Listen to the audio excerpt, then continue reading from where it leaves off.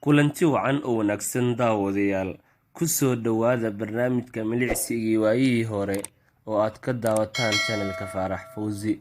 Maanta barnaamijka waxaan ku soo qaadan doonaa Soomaaliya oo 5 qaybood loo qaybiyay.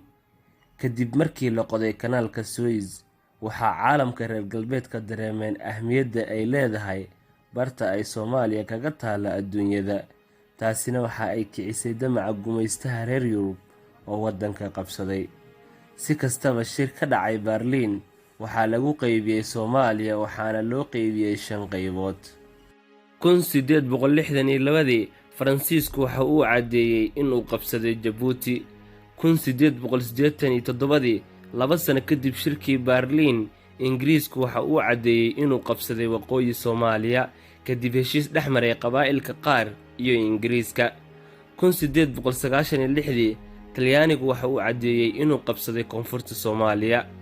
1897 Ingiriisku waxa uu koonfur galbeed siiyay Soomaali galbeed.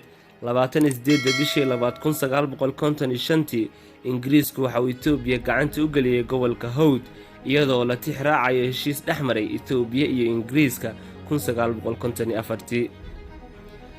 1895 Ingiriisku waxa uu si buuxda u qabsaday NFD, waa dhulka hadda loo yaqaano waqooyi bari Kenya.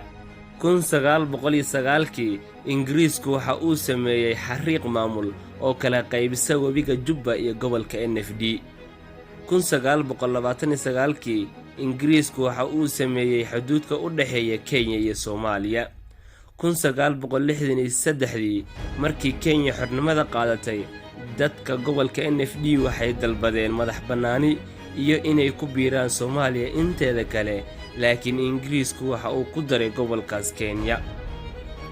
1889 calanka Talyaaniga ayaa laga taagay xeebta magaalada Hobyo, waxaana gumaystaha soo dhaweeyay lana shaqeeyay suldaan la oran jiray Cali Yuusuf, inkastoo dadka deegaanku dagaal joogto ah ku hayeen. Waxaa kaloo laga taagay magaalada Caluula. Inkastoo Soomaalidu aysan lahayn awood u dhiganta awoodda gumaysiga reer Yurub, haddana waxa ay u istaageen inay iska dulqaadaan heryada gumaysiga.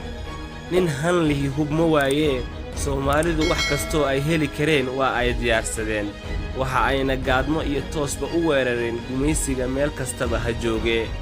Haddaba dadkii la dagaalamay gumaysiga waxaa ka mid ahaa Imaam Axmed Ibraahim Gurey.